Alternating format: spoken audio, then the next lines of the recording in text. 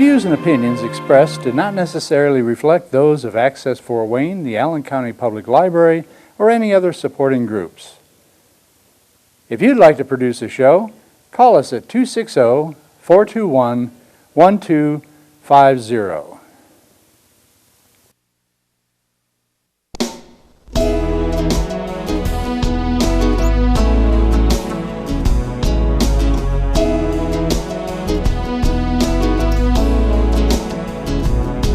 Let me be your lighthouse so I can show you the way.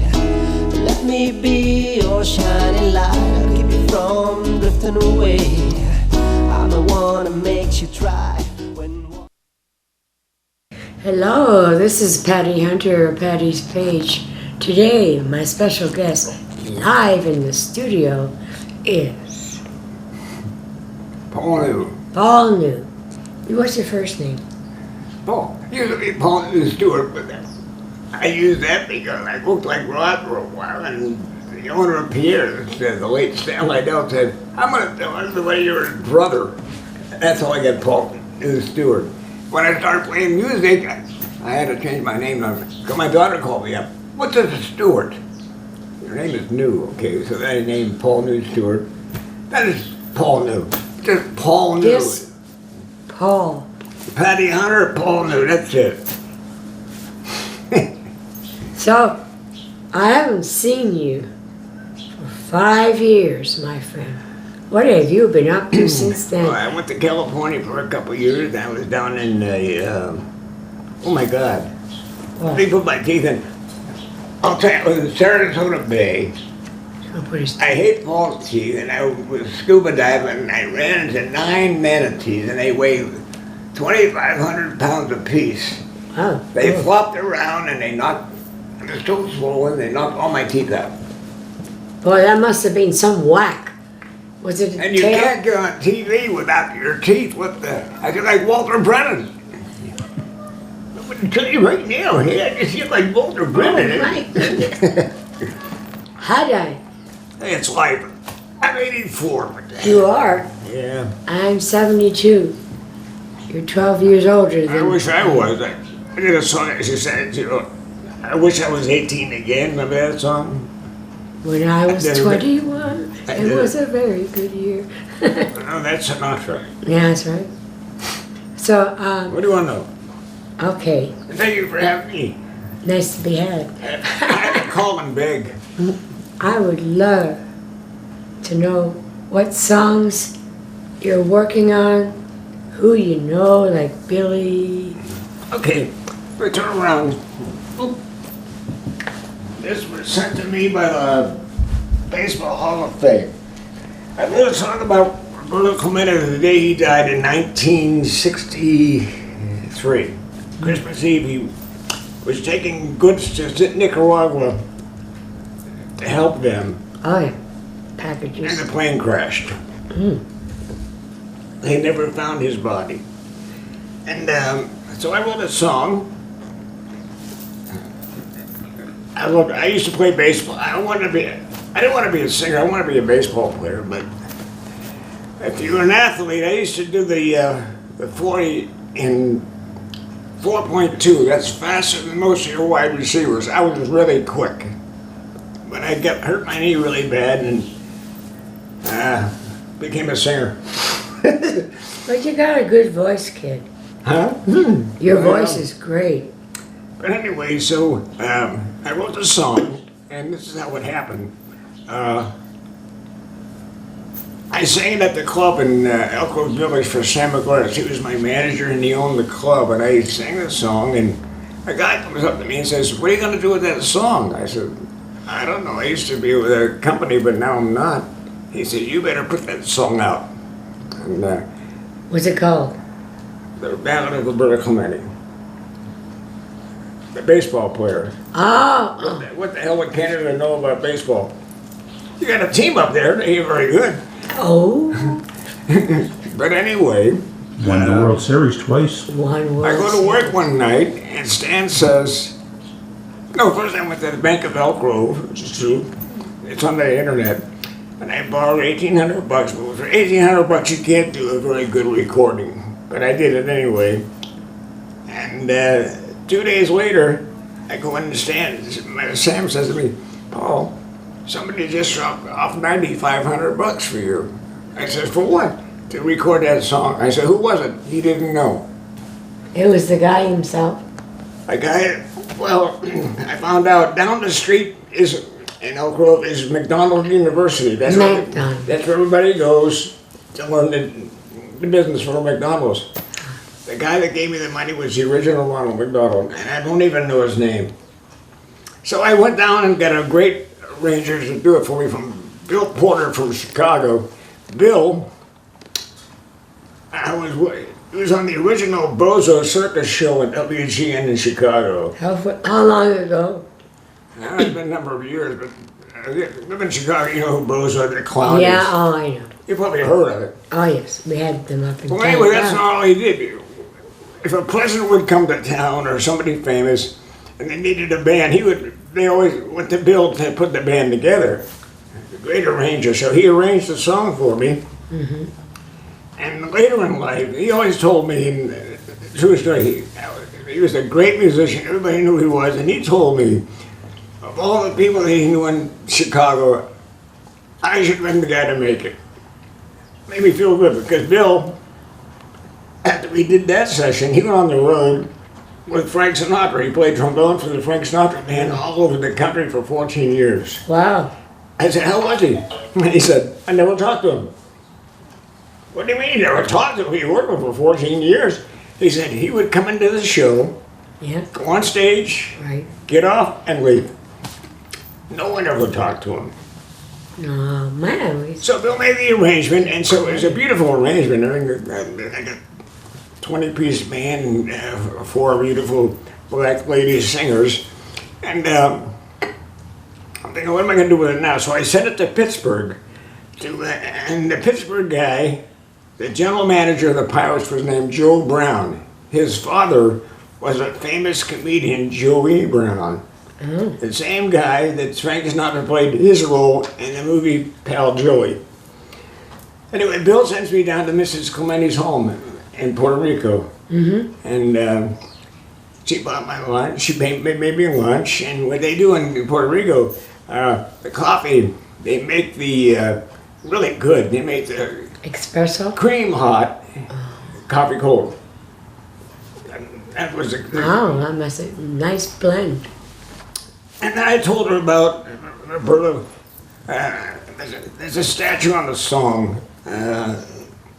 These gals gave me a statue of Clementi, and they painted his face black, and they had 21 Pittsburgh Pirate colors. They gave me 3 of them. I said, someday I'm going to give one to Roberto. Sure. Well, in September of 1972, they had won the World Series in the 71, and in 72 they were fighting for the World Series again. And so I called Pittsburgh, and they said, go down to Wrigley Field, and after the game, you get to see him.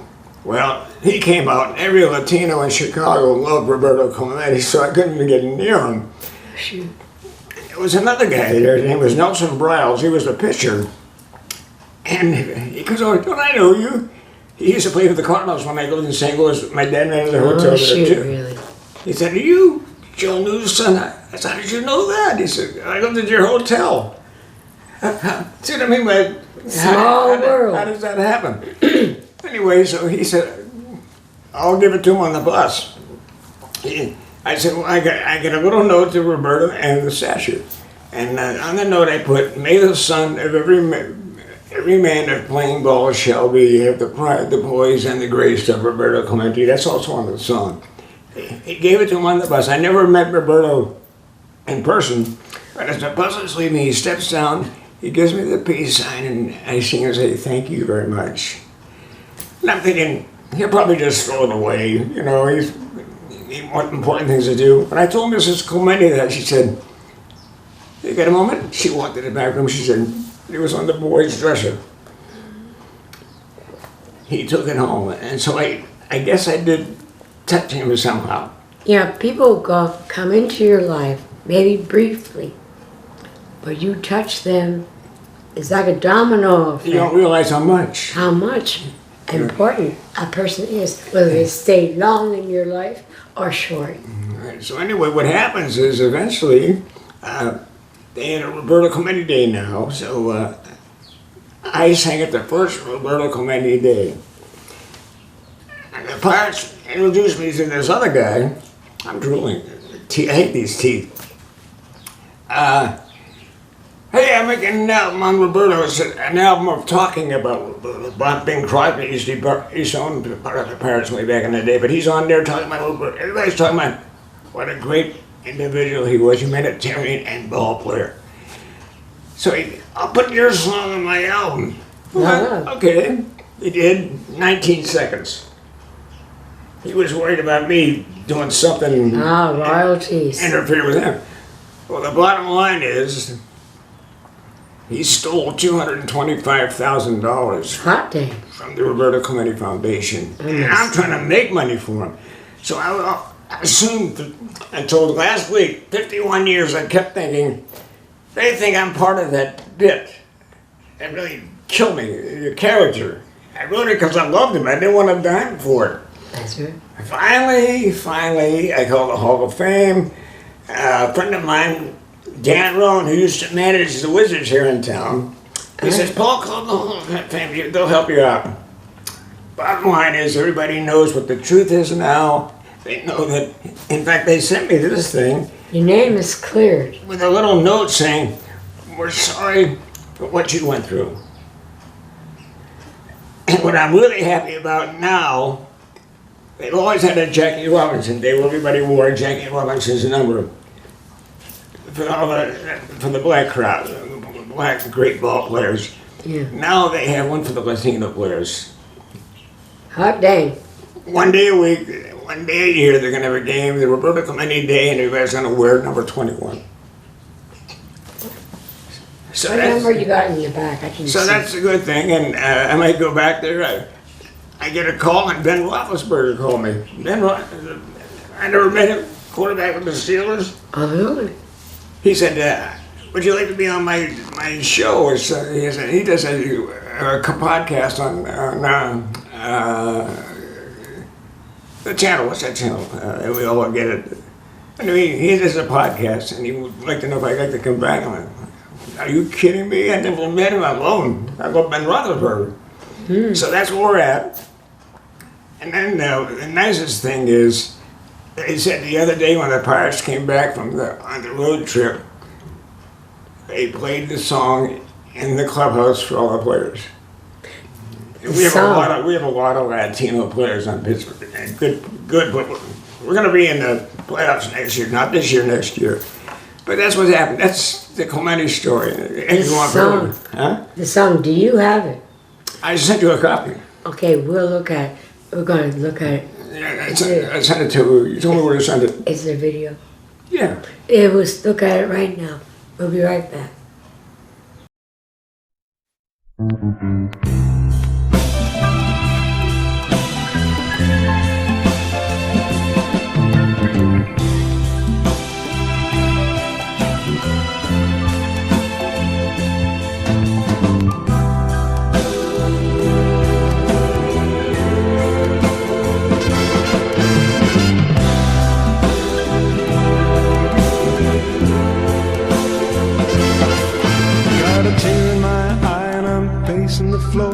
Searching for things to say.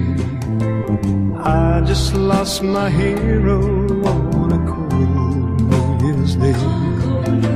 Call the local paper to verify the news. I've been watching every channel, but they all give me the blues. I saw him play his first game back in 1955. 18 years had come between, but he still had the same great drive. The first few words my daughter could say were his first and his last name. When I'd come home from working late, she'd say, Daddy, they won the game.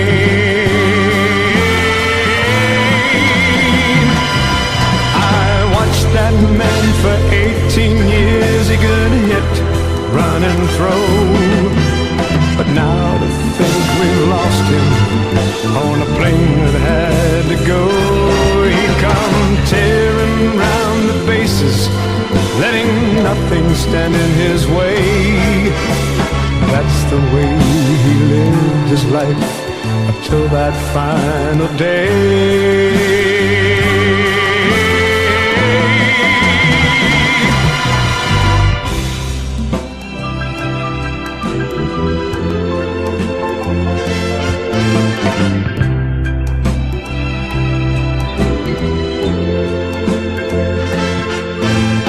Last year I gave him a statue that friends had made for me. I also wrote a little note that I wish the world could see. May every son of every man, if playing ball shall be, have the pride, the poise, and the grace of Roberto Clemente.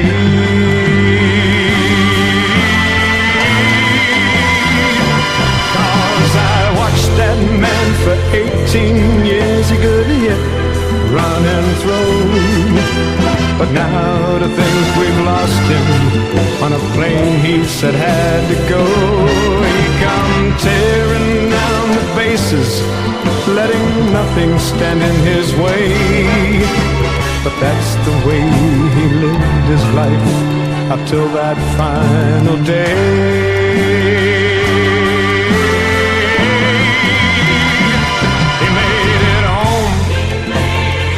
He made it home. Oh God, Roberto made it home. Yes, he made it home. He made it home. No more in the field will Roberto roam, 'cause he made it home. Yeah, he made it home. Yeah, God, Roberto's safely home. He made it home. Yeah, he made it home. No more in the field will Roberto roam, 'cause he made it home. Yeah, he made it home. Roberto's safely home, 'cause he made it home. He made it home.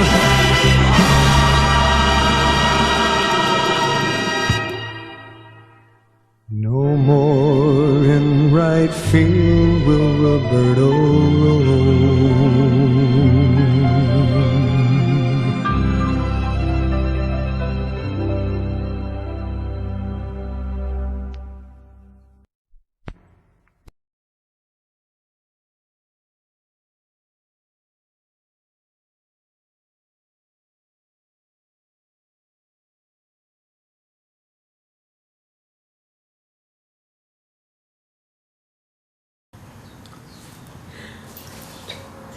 Okay, we're back.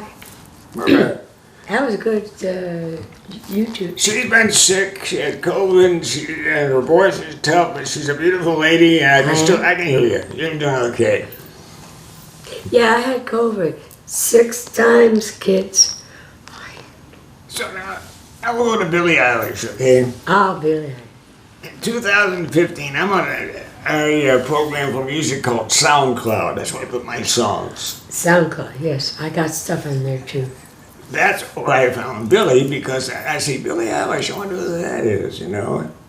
And it was her first hit called Tough Guy. Tough Guy. Neat song.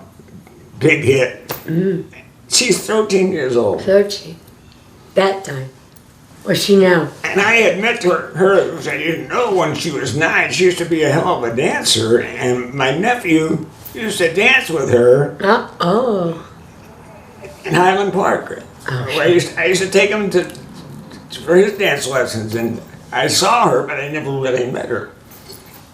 And How old is she now? 23. 23, that's 10 years. She had her first hit when she was 13 years old. Oh, And her nice. brother, oh God, I like to let them do a song for me that I wrote. If I ever get close to him, he's Phineas. They have won 9 Academy Awards. I mean, 9. Grammy? What do you call it? Emmy. I can't think of the name of it.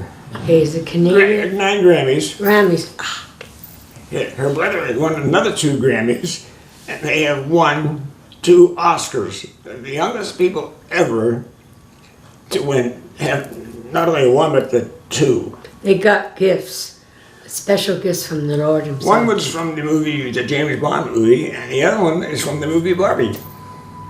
Barbie. The big movie that was out. Oh, yeah, I know. Her son. I'm infatuated with the whole the family that she's. They're self taught, homeschooled. I tell you, they're both.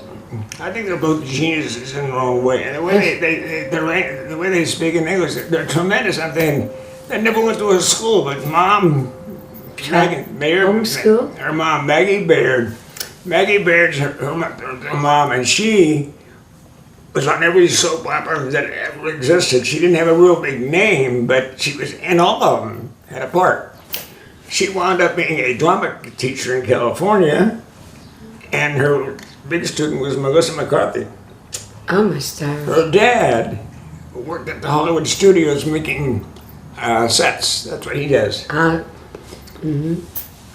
The family's incredible, and then I get to see him I saw him live at the Kia Auditorium in Inglewood, California, about 2 years ago, February. She was there 3 nights, I went all 3 nights. Dang. And she has a command, I mean, She's good. and she's probably, I've seen a lot of girls in my life, they do Raquel Welch, but the thing is, when you look at a beautiful woman, this girl is, to me, one of the prettiest faces I ever saw, to me. Her personality matches that. When she's on TV, she's incredible. At 84 years of age, I have come close a lot of times. I wrote a song about the Kennedys when they died. I played at the Kennedy's funeral, and when he passed away, John F. I have pictures of that. I have a video of that too. You see us there playing. We played 2 twin trumpets. We played taps, and the grave. His grave was still there. That's before they put the stone down. It was fenced in. Oh, yeah. And I have a wreath that you can see. It's a pink wreath. I go pink. Put a pink wreath on the grave. You see the soldier doing that. When we're done, we played taps in harmony. Yes. And all those graves there, the echo, and you see all these soldiers that have passed away, and I mean, Surrounding the it's incredible when we see that, and I was so lucky to do that. And the funny part is, then I sang "Nobody Knows the Trouble I've Seen," and I also sang "Swing Low, Sweet Chariot," and then I hear people saying, "Isn't that beautiful?" And then I hear, "Are they supposed to be doing this?" We did it on our own. Oh, sure. We get done, they put us in this bus, and I think, and the guy said, Mrs. Kennedy wants to send a letter to the people who leave something for her husband, like the wreath. 2 weeks later, I got a letter from Jacqueline Kennedy thanking me for doing that. That's nice. Paul, why did you write the song Two Men? Well, Ron, I wanted to express my feelings to the people that I perform in front of, what the Kennedy brothers meant to me as an American. What did they mean to you? Well, I guess the best word to describe the Kennedys would be inspiration. Inspiration not only for me, but for all Americans, whether they were young, old, Republican, or Democrat.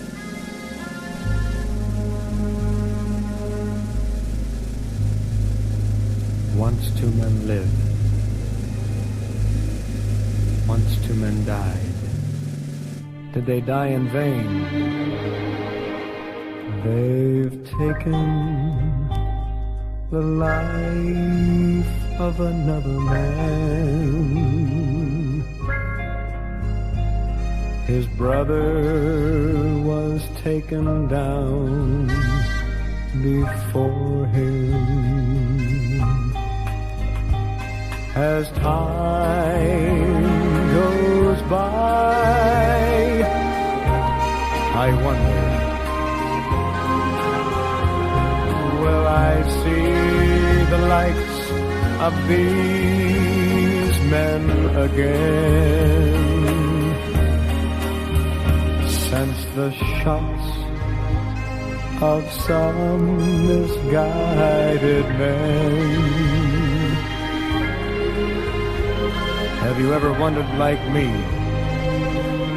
how things might have been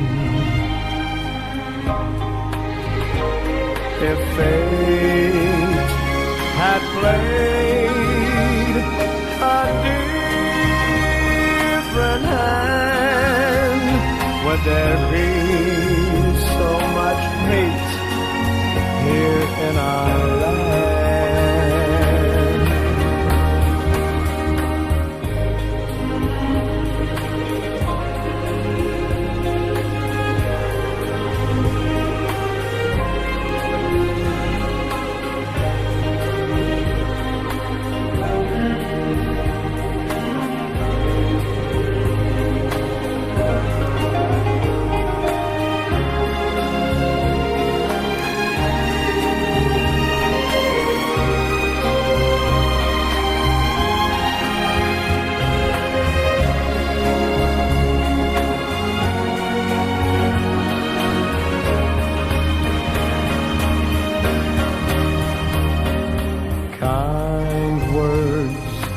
And love will start to bring the hope of peace. It's the all-important thing. And hoping they didn't die in vain, we should learn to love instead of causing pain. There's too much pain, too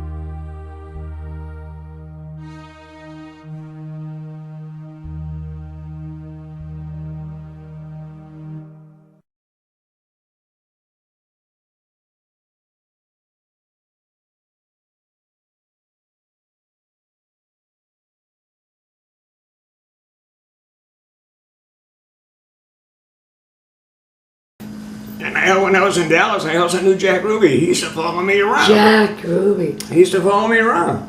I didn't know what he was. Was he He owned a strip club. Was he a stalker? And we used to, on Sundays in Dallas, when I was there, this is 1963, it was a dry state.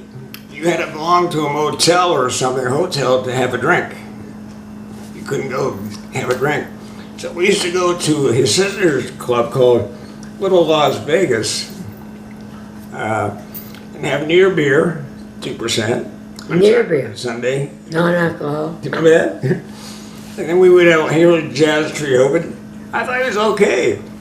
But When he died, here's the finishing story. When he died, when Kennedy died, the entire country died, as you know, and we're working these military clubs, all done. So we got our next job is in Washington, D.C. I don't know how the hell that happened.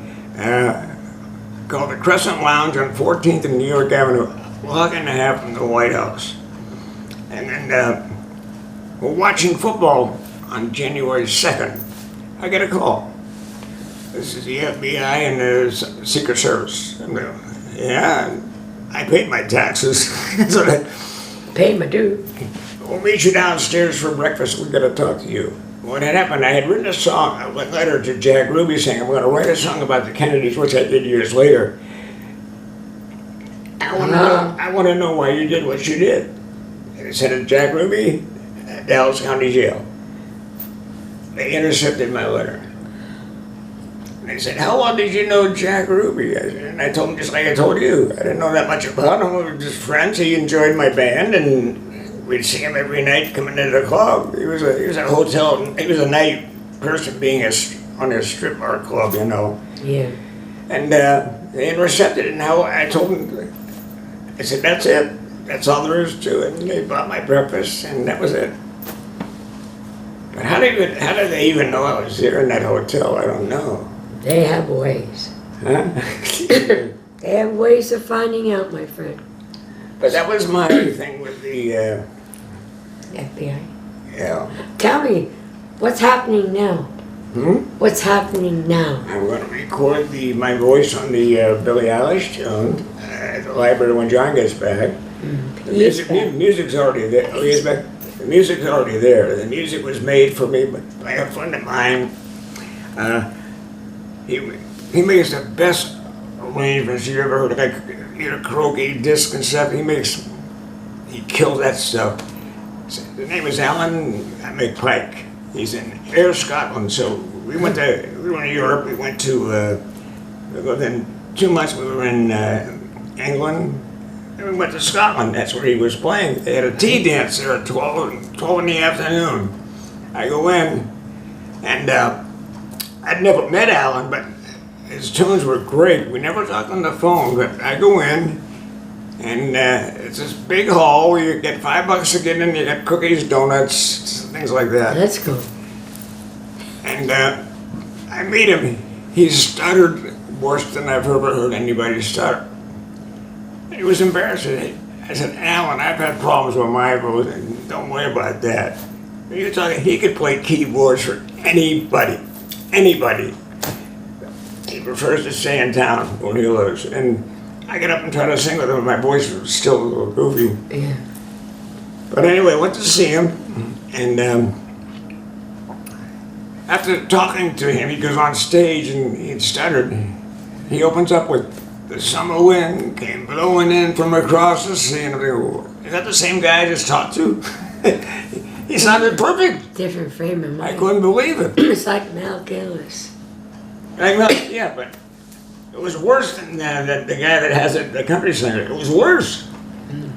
And the place was packed, and it was all these songs. He did old stuff, new stuff. He even did the Cuban Shuffle that blew me away. What's amazing about him, a lot of bands today, when the Kroger disc came out, a lot of bands will use discs behind their band. Alan sounds that big, but he's playing it all himself live. No discs. He plays the bass with his left foot. He's incredible. How old is he? I'm not sure. I'll send you a link to you can hear what he plays. He's a guy you ought to get on the show. Is he here? But he can't talk.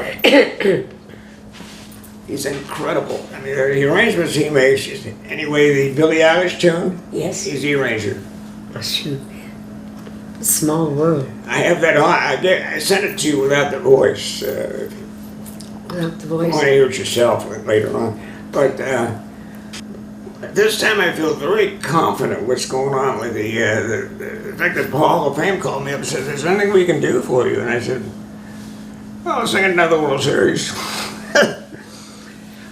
But the reason that all happened, Roberto had 3,000 hits. That was a big thing. I saw Roberto play his first game in 1955 at the Forbes Field, which happens to be the first ballpark ever made for baseball. Forbes Field. The radio station, KDKA, is the first radio station ever. Pittsburgh. So, I'll lose my train of thought. Where'd you go? I'm talking too much. I'm really pretty confident about what I'm doing right now. I came close, but something tells me that, I'll give you an example. My sister became very religious, and I told her one day, she said, "What are you going to do?" I said, "I don't know what I'm going to do." This is about 3 months ago. I said, "I don't know what I'm going to do. I haven't played. I can still play. It's like riding a bike, but I really don't want to play clubs anymore because I did that. Been there, done that. I mean, I want something something I haven't done." And she sent me a song that basically says, "God ain't done with you yet."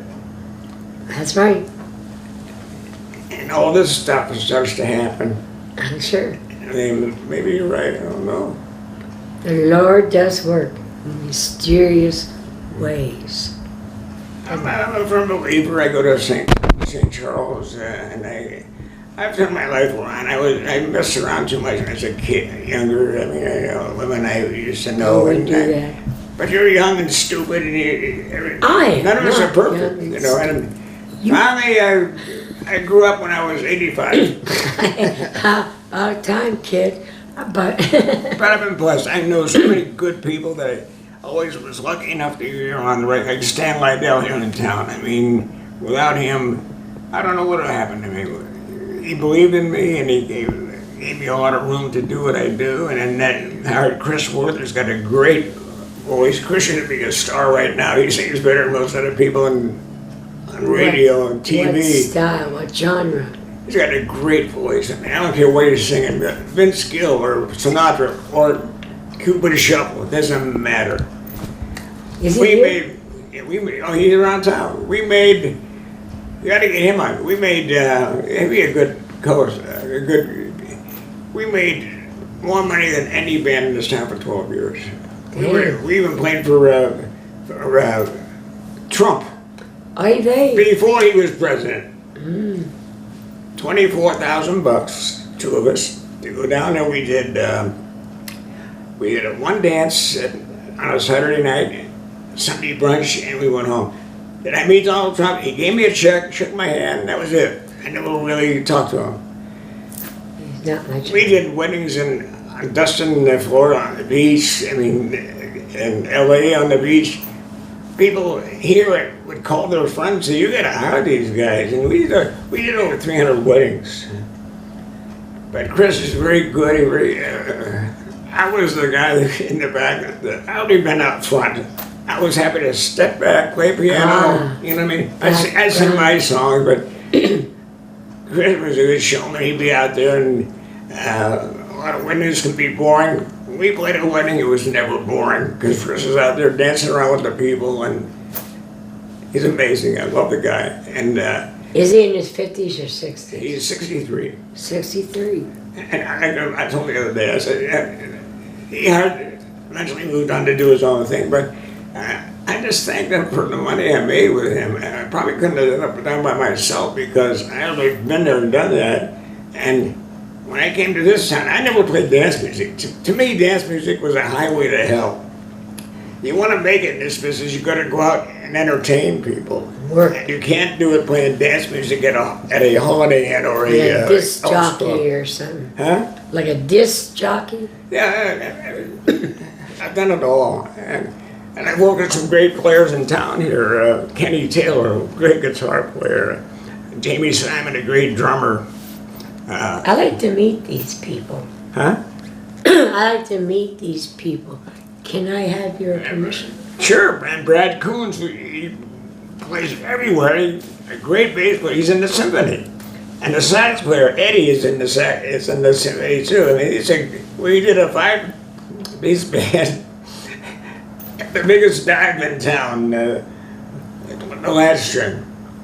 We had more fun in there, the 5 of us. I mean, we were 5 of us. But the band was so good. We did a lot of blues, up jump, a lot of tunes were written by great black artists back in the day. We would do this. It's called. Well, we could have done that, but we would do that. Then we'd have a Chuck Berry night. We would do all Chuck Berry, and Chuck Berry I knew in St. Louis. When I moved to St. Louis, his piano teacher player became my teacher. My goodness. Everything's so like... When I was in St. Louis, my first guitar player wound up working for Rod Stewart. Billy Peak. Rod Stewart. Yeah, Billy Peak. And you know something? I've been so damn lucky. I mean, I really have. So have I, because meeting people like you gives me incentive to go out and talk to people who have entertained people, help the community. Well, I got all their numbers. If they want to do it, that's up to them, and it's up to them and you.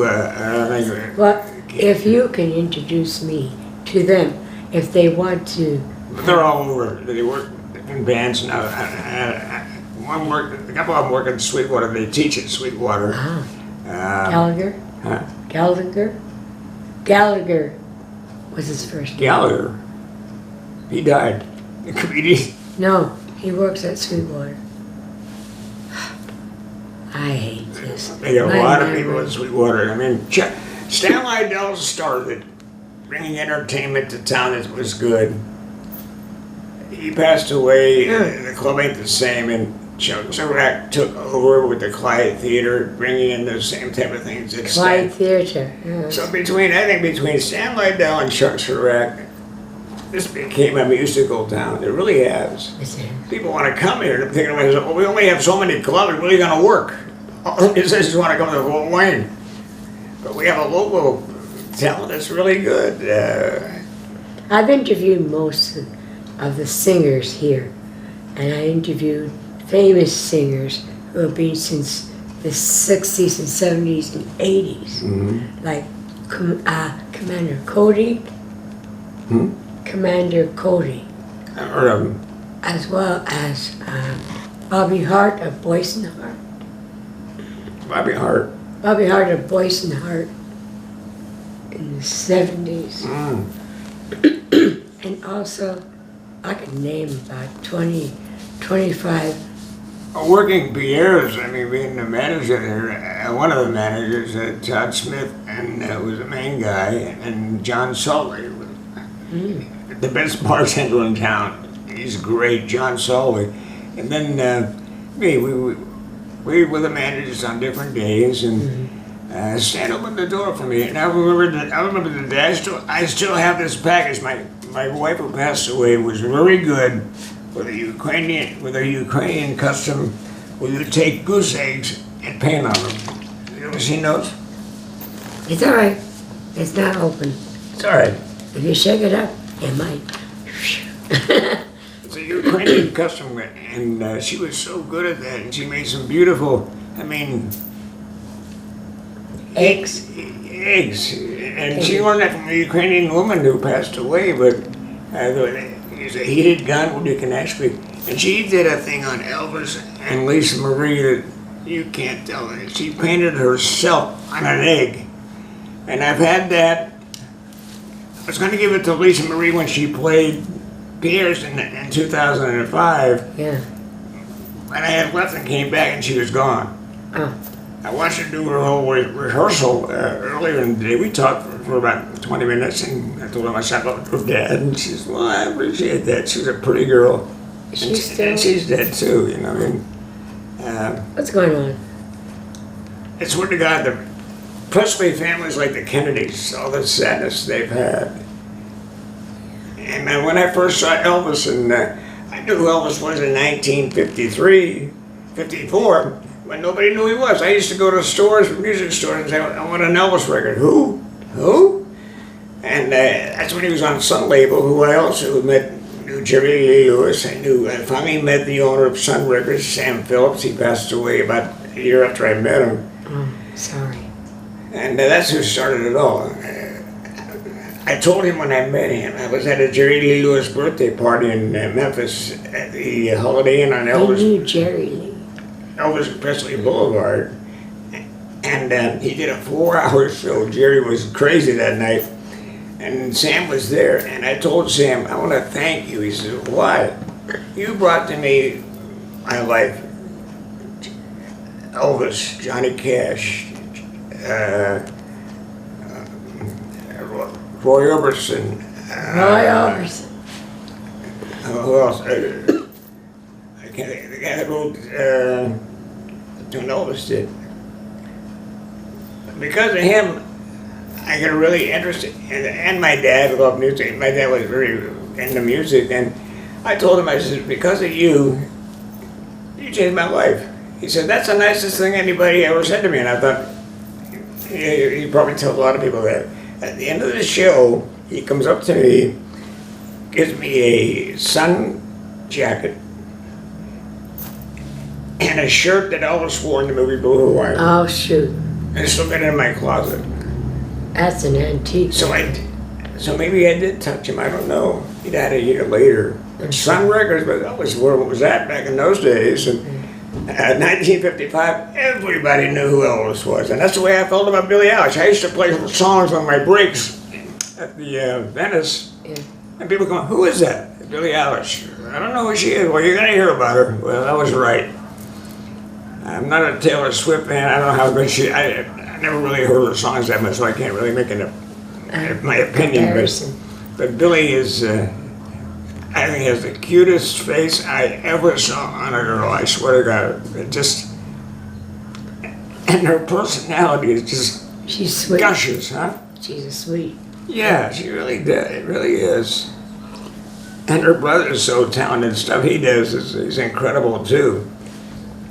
And so I'm hoping something happens with the song I wrote about her. And the Clemente thing I've been working on. I started this one the day he died. I wrote this song in Chicago.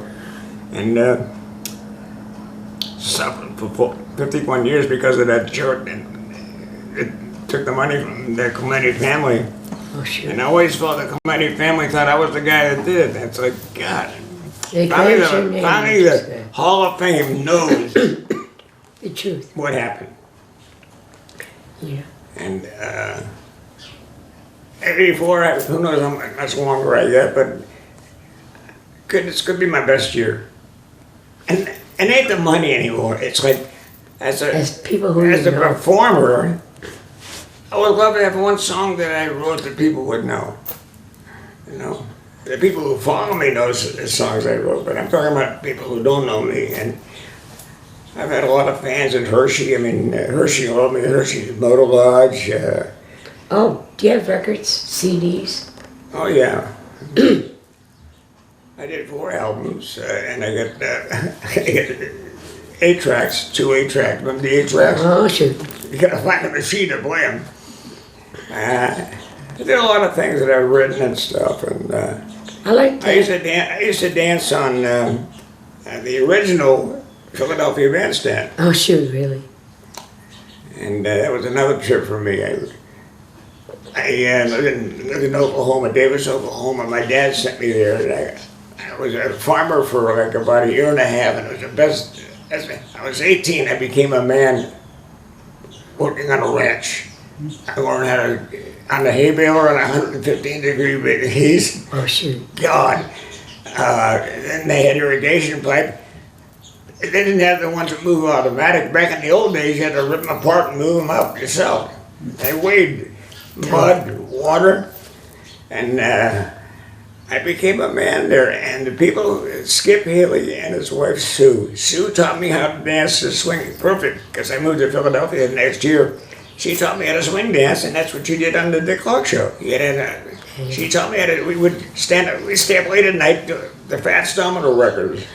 When my dreamboat comes home, when my dream no more, and we dance. And here's the kicker: Roy Rogers made a movie there called "Back Home Again" in Oklahoma. He married Dale Evans in their house. I wasn't there, but that house he married, and I got a picture of it.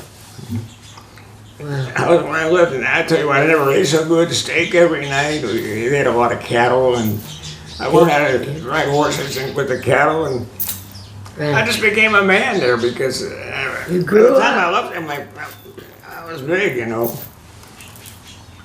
which was good when I played football. Well, you've been active for a long time. Well, the head coach, Red Sanders of UCLA, he saw me playing baseball, and he said, "You are really fast." He said, "I want you to come out and try out for the UCLA Bruins." I said, "I went out there one time. Those guys were so big, they would have killed me. I was 5'8". Now I'm 5'6". What happened?" And you wonder why your back was out? My back went But up. I was really quick, and Red Sanders was a famous coach. They had won the national championship the year before. He asked me, "Why don't you come out and try to be a walk-on?" I'm thinking, Well, you So I know, wound up playing baseball at St. Louis University on a free ride for 3 years. I batted .397. I played shortstop and center field. Went to the College World Series one time. We were going to go to play the last game. The game before the last game, we're playing this team. I didn't hit many home runs, but I hit a home run in the ninth. We're up 3-2, and I'm thinking, I could be a hero. They get up. They walk the guy hits a home run, we go back to St. Louis. That was my thing in Omaha. but you know, the memory, the experience, that sounds groovy. What? It sounded groovy, Oh. the memory experience. You have been networking with a lot of people over the And years. it's not only because of me, it's because of my dad, it's because of the people I meet. And I've so many times I've been in a situation, how the heck did this happen? This is being in the right, that's life. Even as a regular worker, if you're in the right place at the right time and the right guy sees you, you may get a good job. I don't care whether you're a musician or a truck driver or work in a company. If the right person sees you when you're at your best, There you go. there you go.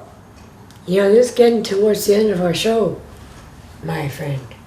I didn't talk too much, and I'm drooling. That's why I hate my teeth. I'm not used to them yet. And You know, you're good. huh? I love your memory. Well, I don't think I'll ever get to mention. You know why I say that, Patty? What? All the lyrics I memorized, all the Over the years. musician, piano, learning piano. I also play trumpet and trombone, so all the things I've done, and plus singing every night and playing brass instruments, my lungs are really good because of that. And I hope I'm right, but I feel if you don't want to get dementia, keep your mind Active. working. Don't retire your mind. And get out there and learn stuff. Keep learning. And I think it keeps you, whatever's in her head, I have no idea. I'm not a doctor. But I think it keeps you focused. And I can remember, I have a great memory. Thank God. Thank the Lord for himself.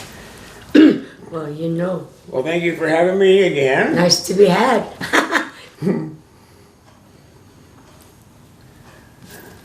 This is Patty Hunter.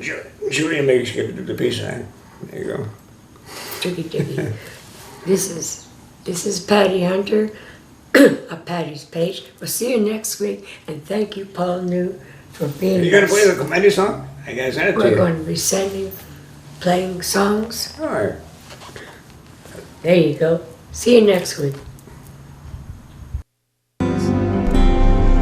Godspeed.